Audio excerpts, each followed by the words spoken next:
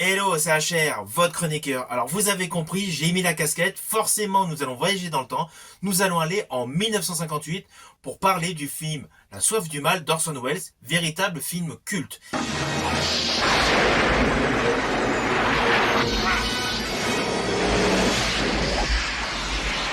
Alors bien évidemment, le film est black and white, donc forcément cette vidéo est au diapason. Avant d'aller plus loin, n'oublie pas, petit pouce vers le haut, la petite cloche, pense à partager la vidéo si elle te convient. Let's go! Find him! Of a manhunt like nothing you've ever experienced.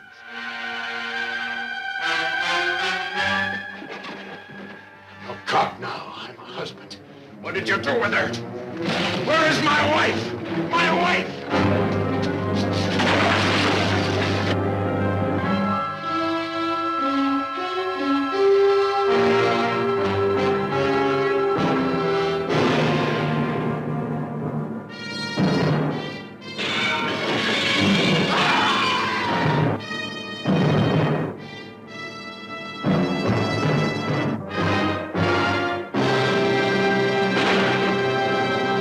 Alors le postulat de base de ce film est assez classique. Nous sommes dans une ville à la frontière mexicaine-américaine. Il y a un notable qui est assassiné dans une explosion. C'est le postulat de base. À cela s'ajoute une enquête qui débute forcément avec un mélange de tempérament et surtout d'origine de la part des officiers de police. Nous avons d'un côté Charlton Heston qui interprète Monsieur Vargas, policier donc d'origine mexicaine qui est lui-même amoureux d'une américaine, et nous avons Orson Welles qui interprète donc un policier américain, Monsieur Kinlan, qui lui par contre est plutôt aigri, il est endeuillé et il sombre progressivement dans l'alcool. Deux tempéraments différents pour enquêter sur l'assassinat de ce notable. Alors cela paraît assez simple. Mais forcément, avec Orson Welles, rien n'est simple. Déjà, le plan séquence d'ouverture de son film, La soif du mal, est impressionnant.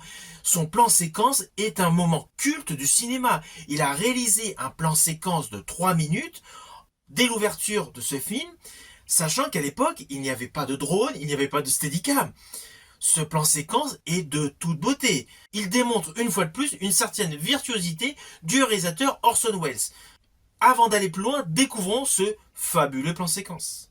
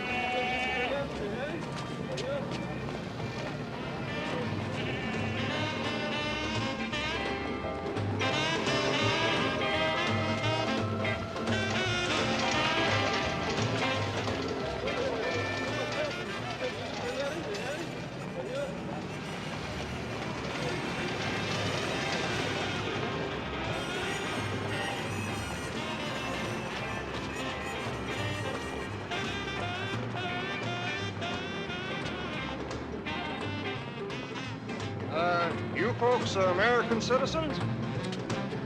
I am, yes. Where were you born, miss? Mrs. What? Philadelphia. The name is Vargas. Hey, Jim! You see who's here? Sure, Mr. Vargas. Out on the trail of another dope ring? Out on the trail of a chocolate soda for my wife. Your wife? Barely a bride, officer. Hey, can I get through? A lot of talk up here about how you cracked that Grandy business. Yeah, we hear you caught the big boss. Only one of them. The Grandys are a big family. Good night. No purchases, Mr. Lineker. Hey, I got this. You're American citizen, miss? No, I got this ticking noise. Yeah, okay. No, really, this Good night. ticking noise in my head.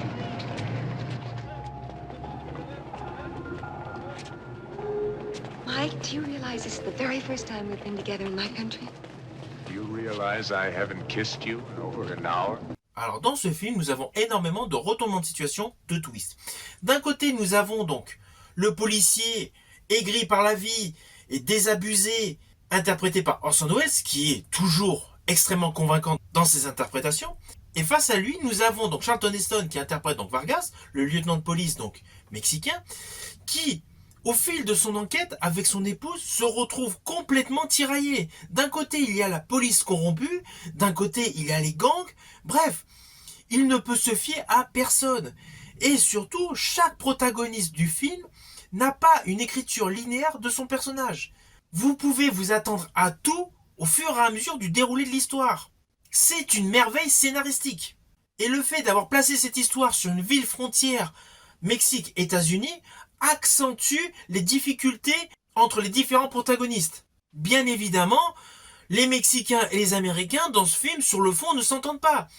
Et ça rajoute de la difficulté au déroulé de l'enquête des deux officiers. Ce qui accentue l'intérêt de découvrir ce film. Avec ce film, Orson Welles démontre une nouvelle fois une véritable virtuosité de la mise en scène. Mise en scène avec laquelle il avait excellé avec le fameux Citizen Kane.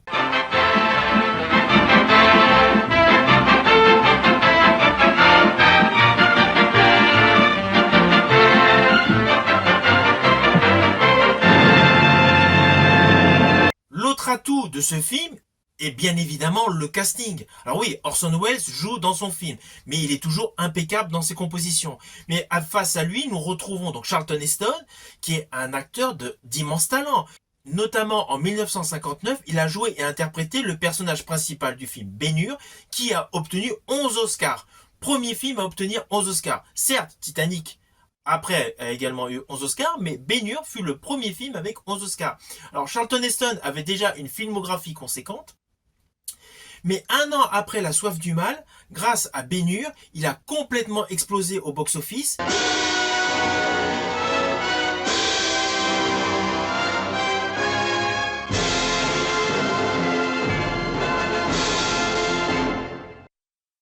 Il a souvent interprété des rôles bibliques et des rôles très variés. Moi, je l'ai particulièrement aimé en 1963 dans Les 55 jours de Pékin. 55 Days at Peking. Look, I suppose you know all. Et bien évidemment, étant fan de SF, dans La planète des singes de 68, Au fond des jungles, mis en cage ou exhibés dans les musées. 20th Century Fox a porté à l'écran La planète des singes. et dans Le survivant de 71.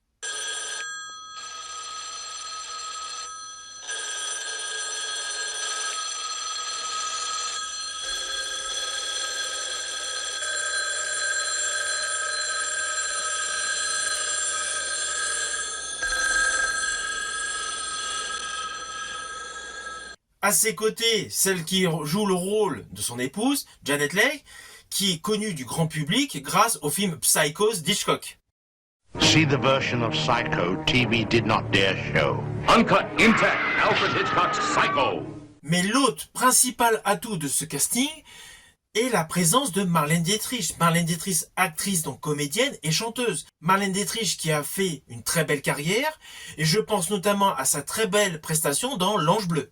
Alors il ne faut pas oublier que ce film, La Soif du Mal de 1958 d'Orson Welles, n'a pas été fait facilement. On peut considérer qu'il a été fait au forceps. Car il ne faut pas oublier qu'au moment où Orson Welles a réalisé ce film, c'était son grand retour avec un gros studio Universal. Orson Welles venait de passer donc 10 ans à tourner des films avec des budgets beaucoup plus modestes.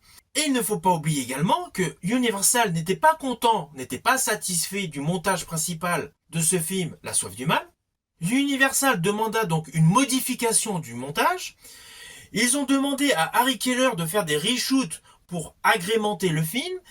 À la première projection des studios, ils ont estimé que les reshoots d'Harry Keller n'étaient pas concluants, donc ils les ont retirés. Enfin bon, ça a été tout un pataquès le montage de ce produit, qui au final, au moment de sa sortie, se rapprochait davantage du projet initial d'Orson Welles. Film au final qui remporta le prix de la critique internationale au Festival de Bruxelles. Et bien évidemment, aujourd'hui, film qui est totalement devenu culte. Alors au final, le film La Soif du Mal d'Orson Welles de 58 est parfait.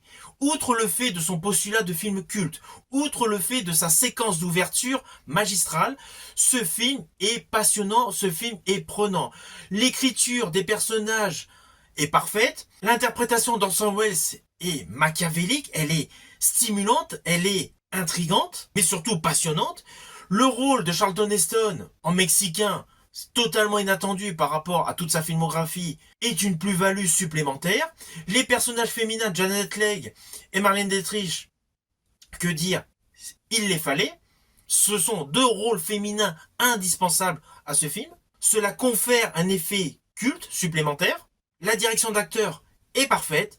Et bien évidemment, le script est très édulcoré, avec ses nombreux retournements de situation. C'est un film que je vous conseille, pour ceux qui ne le connaissent pas. Pour ceux qui l'ont déjà vu, sachez qu'il y a une version remasterisée par le biais de supports physiques. C'est un film, de ce fait, à redécouvrir. Ce film est un bijou du cinéma américain. Je vous dis à bientôt pour une prochaine chronique.